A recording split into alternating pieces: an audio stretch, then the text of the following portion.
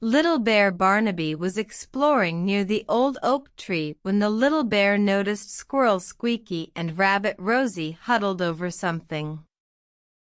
Curiosity wiggling Little Bear Barnaby's nose, the little bear padded closer to see what held their attention. On a flat patch of moss, Squirrel Squeaky was carefully rolling 3 small, unusually square-shaped berries.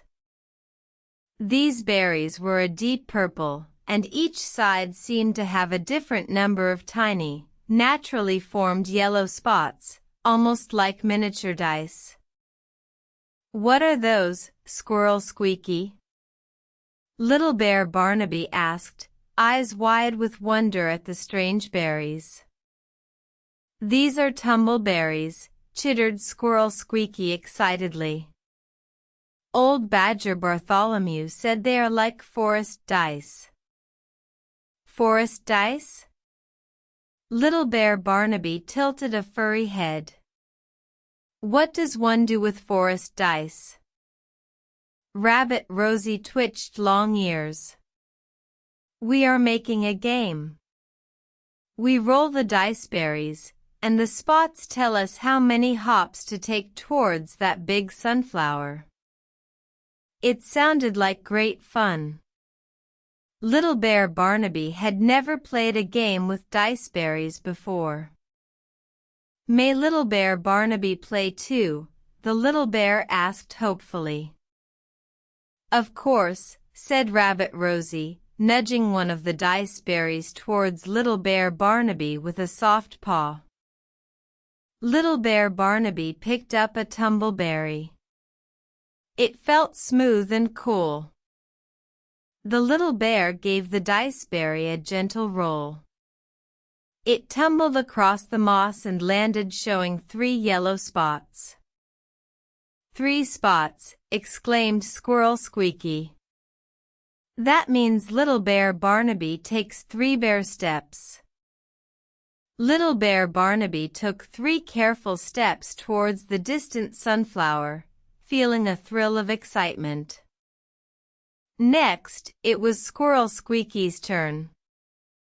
Squirrel Squeaky's diceberry showed 5 spots. Squirrel Squeaky scampered 5 quick squirrel steps, chittering happily. Rabbit Rosie rolled the diceberry and got 2 spots, taking 2 graceful hops. The game continued, with each animal taking turns rolling the forest dice and moving forward. Sometimes the dice berries rolled far, sometimes they stopped quickly. There was much laughter and playful anticipation with each roll of the dice. Little Bear Barnaby learned that the spots on the dice berries were unpredictable, which made the game exciting. Once, Little Bear Barnaby rolled only 1 spot, but then Squirrel Squeaky rolled a 1 too. It wasn't about who was biggest or fastest, the dice berries made it fair for everyone. They played for a long time, the sunflower getting closer and closer with each turn of rolling the dice. Eventually, Rabbit Rosie's final roll of the diceberry allowed Rabbit Rosie to reach the sunflower first. "Rabbit Rosie wins," cheered Little Bear Barnaby and Squirrel Squeaky, genuinely happy for their friend.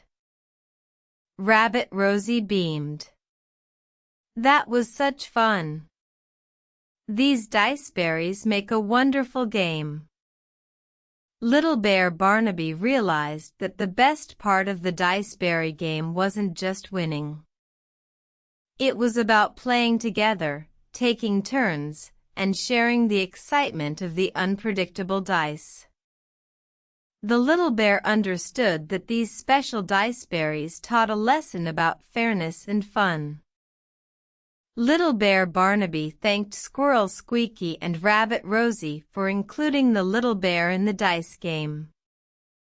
From that day on, the Tumble Berries, their forest dice, became a favorite way for the friends to play together, always remembering the joy of the game.